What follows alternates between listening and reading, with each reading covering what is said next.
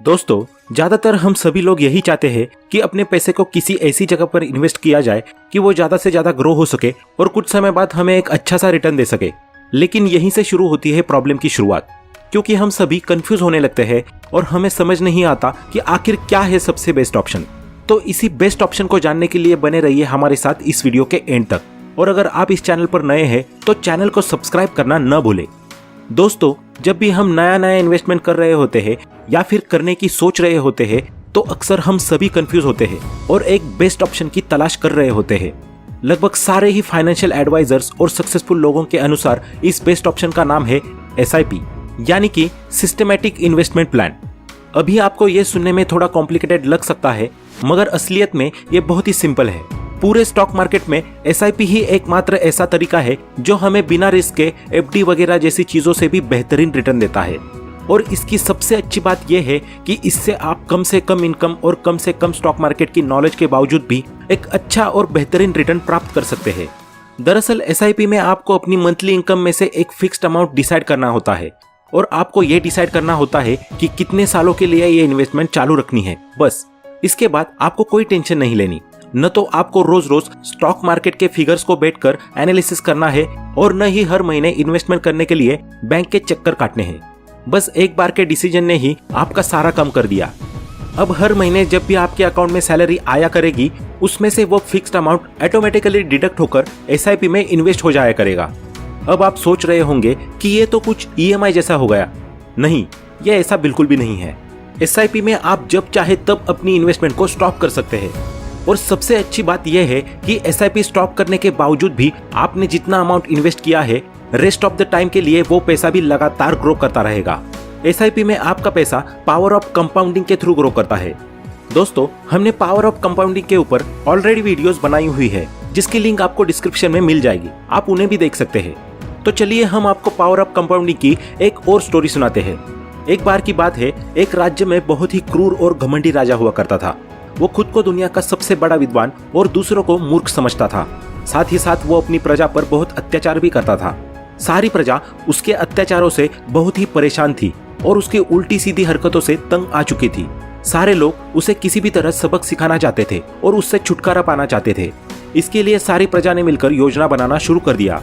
योजना के तहत उन्होंने राज्य के सबसे विद्वान एक लेखक को अपना लीडर चुना और उसे राजा के महल में भेज दिया। लेखक एक लंबा सफर तय करके राजा के महल में पहुंचा तो उसने देखा राजा दरबार में सभी को खुला चैलेंज दे रहा है कि जो भी उसे डिबेट में हरा देगा वो उसे मुंह मांगा इनाम देगा। लेखक ने सोचा यह सबसे सही मौका है इस घमंडी राजा को सबक सिखाने का। वो दरबार की सबसे पहली रो में पहुंच गया और उसने राजा को डिबेट के लिए ललकारना शुरू कर दिया।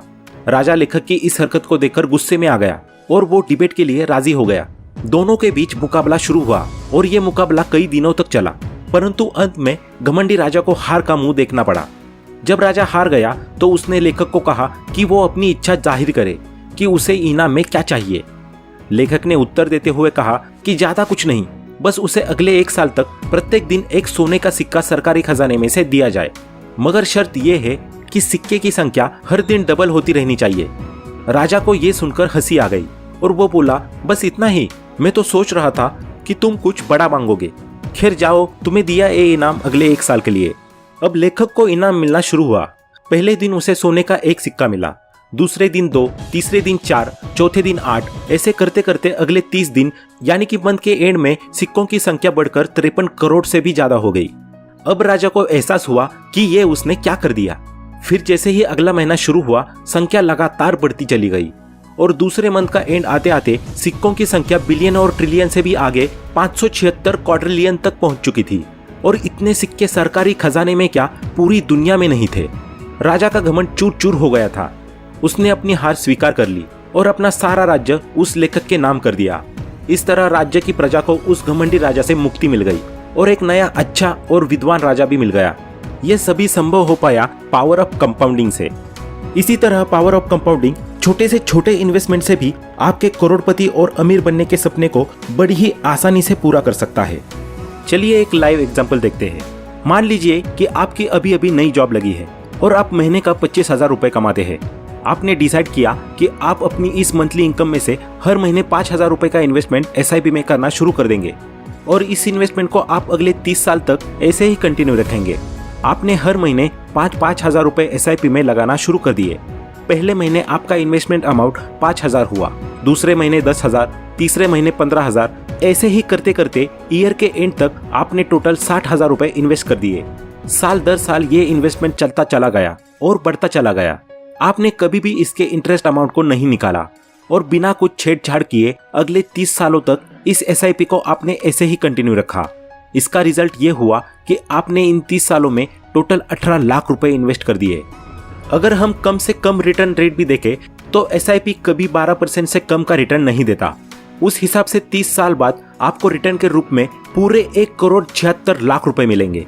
इसीलिए तो इसे कहा जाता है पावर ऑफ कंपाउंडिंग, जिसने आपके 5,000 के एक छोटे से अमाउंट को करोड़ों में कन्वर्ट कर दिया। दोस्तों, आज के समय में जरूरी नहीं है कि आपके पास बहुत पैसा हो या कोई बड़ा बिजनेस हो तभी आप एक करोड़पति या अमीर इंसान बन पाएंगे। आप अपनी एक साधारण इनकम और नौकरी के थ्रू भी अपना ये गोल अचीव कर सकते हैं। बस जरूरी ये है कि आपको ये पता हो कि अपना पैसा कब और कहां इन्वेस्ट करना है। SIP के थ्रू कई तरह के फंड्स में इन्वेस्टमेंट किया जाता है, फिर चाहे वो म्यूचुअल फंड्स हो, एक्सचेंज ट्रेडेड फंड्स हो या फिर इंडेक्स फंड्स हो। म्यूचुअल फंड एक तरीके का एक्टिवली मैनेजिंग फंड है, जहां पर एक्सपर्ट फंड मैनेजर इस बात का ख्याल रखता है कि आपके पैसे को किस कंपनी के म्यूचुअल फंड में इन्वेस्ट करना है जिससे एक बेहतर रिटर्न प्राप्त हो सके, और वो टाइम टाइम पर मार्केट के डाटा और ग्राफ्स का एनालिसिस करता रहता है। इसके बदले वो आपसे एक एग्जिट फीस चार्ज करता है, और साथ ही म्यूचुअल फंड्स में आपके एक्सपेंस रेशो भी ज्यादा रहते हैं, जो लगभग 0.5 से 3% तक होते हैं। दूसरी तरफ इंडेक्स फंड एक पैसिवली मैनेजिंग फंड है, जिसमें एक्सपर्ट फंड मैनेजर आपके पैसे को इंडेक्स फंड्स में इन्वेस्ट करके छोड़ देता है। दरअसल इंडेक्स फंड्स एक ऐसा फंड है जो मार्केट में अवेलेबल टॉप कंपनीज को मिलाकर बनाया जाता है। हमारे कंट्री में 2 तरह के स्टॉक एक्सचेंज है, एक है नेशनल स्टॉक एक्सचेंज और दूसरा है बॉम्बे स्टॉक एक्सचेंज, जहां से हमारा स्टॉक मार्केट ऑपरेट होता है। NSE की टॉप 50 कंपनीज को मिलाकर एक इंडेक्स फंड तैयार किया जाता है, जिसे हम सभी निफ्टी 50 के नाम से जानते हैं, और BSE की टॉप 30 कंपनीज को मिलाकर एक इंडेक्स फंड बनाया जाता है, जिसे हम सभी सेंसेक्स के नाम से जानते हैं। और यही वो फंड्स है जिनके ग्राफ को देखकर स्टॉक मार्केट में ये पता लगाया जाता है कि मार्केट ऊपर जा रही है या नीचे। अगर निफ्टी और सेंसेक्स का ग्राफ ऊपर जा रहा है तो मार्केट ऊपर जा रही है, और अगर इनका ग्राफ नीचे जा रहा है तो मार्केट नीचे जा रही है। अगर रिटर्न के हिसाब से बात की जाए तो पिछले सालों के एनालिसिस के हिसाब से म्यूचुअल फंड्स के मुकाबले इंडेक्स फंड्स ने काफी बेहतर रिटर्न दिए हैं, क्योंकि यहाँ पर आपका पैसा उन कंपनीज में इन्वेस्ट हुआ है जो देश में सबसे टॉप पर है। साथ ही इंडेक्स फंड्स में आपको अपने एक्सपर्ट को कोई एग्जिट फी नहीं देनी पड़ती, और इसके एक्सपेंसेस रेशो भी 0.1% से 0.3% के बीच में ही होते हैं। ग्राफ्स के हिसाब से इंडेक्स फंड्स ने लोगों को पिछले कुछ साल में 15% से भी ज्यादा का रिटर्न दिया है। SIP के थ्रू किए गए इन्वेस्टमेंट पर मिलने वाले रिटर्न्स कैसे होंगे, ये 3 चीजों पर डिपेंड करता है। सबसे पहला कि आपने कितना अमाउंट इन्वेस्ट किया, दूसरा आपने वो अमाउंट कितने टाइम के लिए इन्वेस्ट किया, और तीसरा है कि उस अमाउंट को आपने कहां पर इन्वेस्ट किया। तो पहले अमाउंट की बात करें तो जितने ज्यादा अमाउंट की SIP आप शुरू करते हैं उतना ही ज्यादा अमाउंट आपको रिटर्न के रूप में मिलेगा। मगर ऐसा बिल्कुल भी नहीं है कि आपको ज्यादा अमाउंट से ही SIP शुरू करनी चाहिए।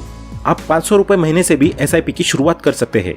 दूसरी बात है टाइम की, तो इंडिया में ज्यादातर एक्सपर्ट्स का मानना है कि लोग SIP की शुरुआत तो बड़े ही एक्साइटमेंट के साथ करते हैं, मगर पता नहीं क्यों ज्यादातर लोग उसे बीच में ही बंद कर देते हैं। इंडिया में ज्यादातर लोगों ने अपनी SIP को 5 सालों के अंदर अंदर ही बंद कर दिया है, due to lack of patience. और कंपाउंडिंग के पावर को देखने के लिए आपका पेशेंस रखना बहुत ही जरूरी है, तभी वो अपना मैजिक दिखा पाएगा। वरना शुरू में तो आपको यही लगेगा कि आपका पैसा ग्रो ही नहीं हो रहा। SIP एक लॉन्ग टर्म इन्वेस्टमेंट है, न कि शॉर्ट टर्म। इसके लिए आपका लॉन्ग टर्म तक वेट करना बहुत ही जरूरी हो जाता है। तीसरी जरूरी बात कि पैसा कहाँ इन्वेस्ट करना चाहिए, तो उसके लिए आप अपने हिसाब से रिसर्च करके किसी भी अच्छे म्यूचुअल फंड या इंडेक्स फंड में इन्वेस्ट कर सकते हैं। और हमारे चैनल बिजनेस माइंडसेट को सब्सक्राइब जरूर कर ले, जहां हम आपको बिजनेस, फाइनेंस और इन्वेस्टिंग से जुड़े हर पहलू के बारे में बताते हैं। तो दोस्तों, आज के इस वीडियो में इतना ही। आई होप कि आपको ये वीडियो पसंद आया होगा। वीडियो पसंद आया हो तो लाइक करें और अपने फ्रेंड्स के साथ जरूर शेयर करें। Thanks for watching.